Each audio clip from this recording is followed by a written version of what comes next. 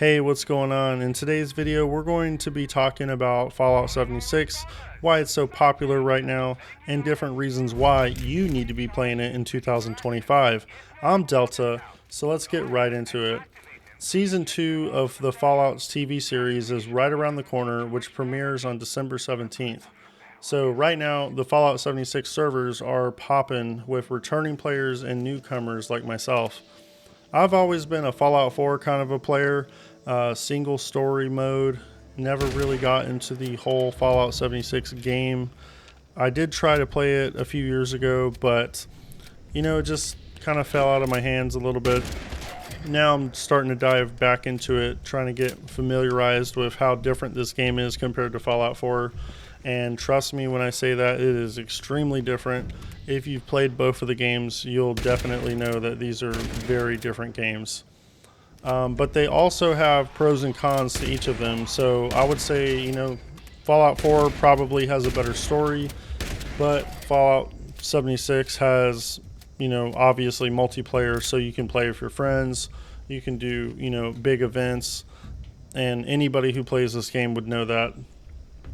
But I'm going to just start getting into the reasons why you need to be playing this game in 2025 and beginning into 2026, which is just next month, if you can believe that. So the Burning Springs expansion, which just dropped, it's a brand new December update, and it added the Burning Springs region to the map, which is a whole new section of the Fallout 76 map, which is pretty cool. It has a new bounty hunter system. It's fresh content that even veterans that have been playing this game are just now discovering, and that's incredible. It's just such a fun thing to do.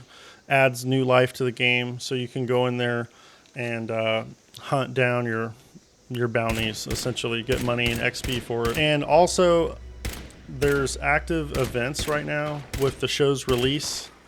Bethesda is running double XP and treasure hunter events almost back to back this month, and that's making it the easiest time right now to level up a new character. So if you haven't played this game before and you're just now diving in, it's a great time right now to go ahead and get in there, get some good XP going.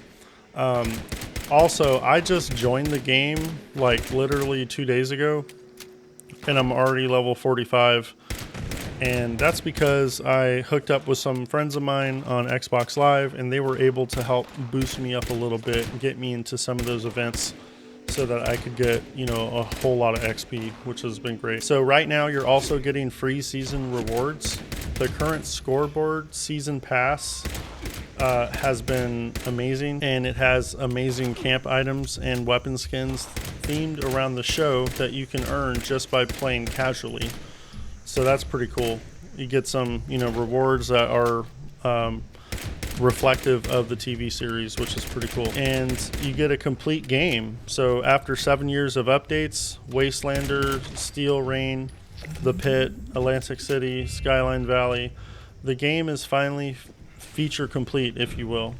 You aren't playing a beta anymore. You're playing a massive Game of the Year edition. So, this game has had a lot of updates over the years, but it feels very lackluster compared to what just dropped. And I'm glad that they're finally giving it some attention that it needs.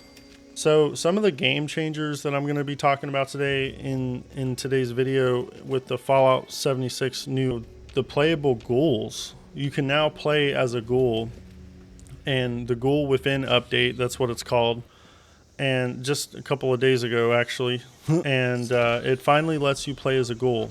So that's, completely changes the game, and radiation now heals you instead of hurting you if you play as a ghoul, which can be a huge plus. And you get something now called ghoul perks or jerks.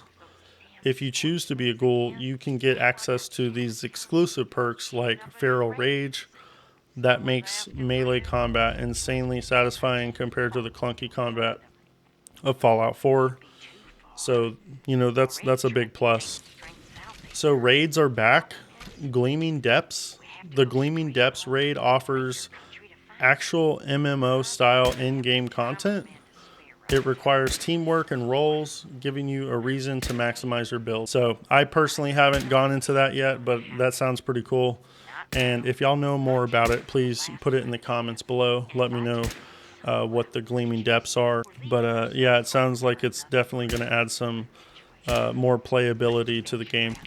And we finally, in this new update, we finally have 4-star legendaries. So we can have these 4-star legendary weapons and armor, and the grind for the perfect gear goes deeper now. So you can, set up these long-term goals of what kind of armor builds you want, what kind of weapon builds you want. So you're going to get a lot more, awesome gear, which is awesome. It's amazing. You can now get camp pets. So you can now officially have pets in your camp, like cats and dogs, that don't die instantly, and it makes your home base feel, lived in and cozy. So it's a good little touch to the game. If you're someone that likes having, pets, you can now have one. So, there's some people that think this game is better than Fallout 4, mainly because you can have, teams and online lobbies, which is pretty cool. And you can also get an insane amount of intelligence / XP boost. And that's awesome, man. I think, obviously they're two different games, but like I said, they both have pros and cons to each of them. I think this game is a lot of fun. It's definitely a lot different than Fallout 4, but it's a fun game. So if you haven't already tried it, I would dive in.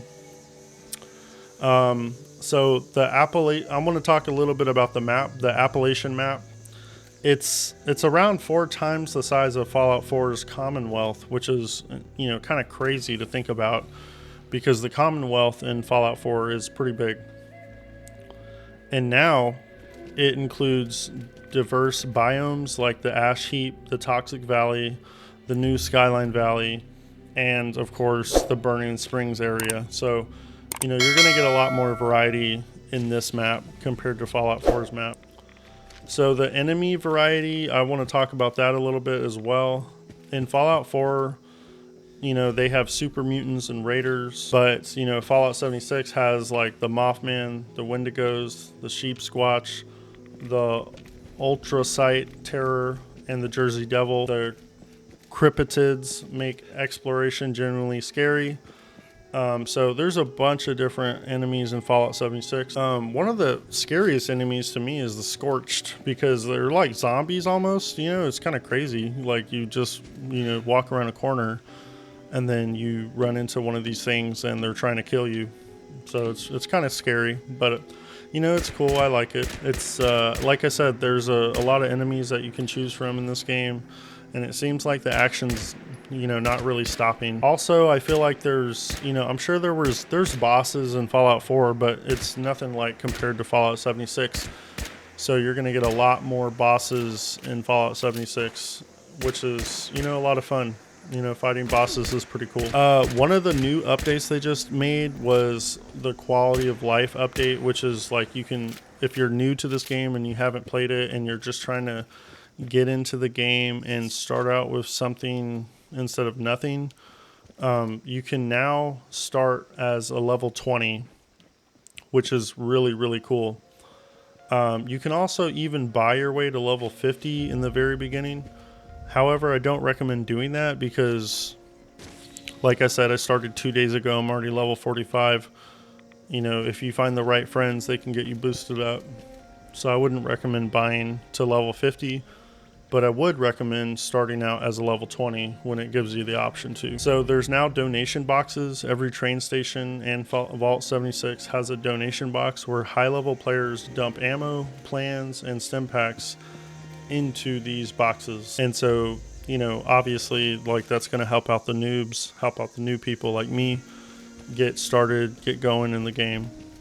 And there's also this thing called Fallout First. And that's like a subscription-based service that allows you to have like increased stash limits, better inventory management tools, but it's not required, which is nice. So I think that's great. And wasn't really a huge fan of the game. I played it a little more in the middle part of its life. and I started to kind of enjoy it a little bit, and then I stopped playing it.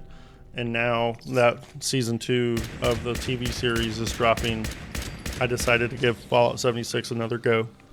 And I'm happy I did, because, you know, I'm having a lot of fun, and I think it's a really good game. It takes a little bit of getting used to. And this is coming from somebody who has, like I said, been playing Fallout 4 most of the time that it's been out.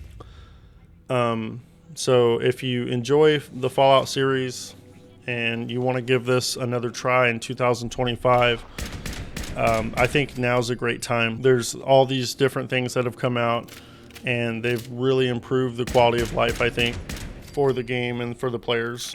But tell me what you think. Let me know what you think about the game. Are you enjoying it? Do you not like it? And keep me posted of what you say and what you think.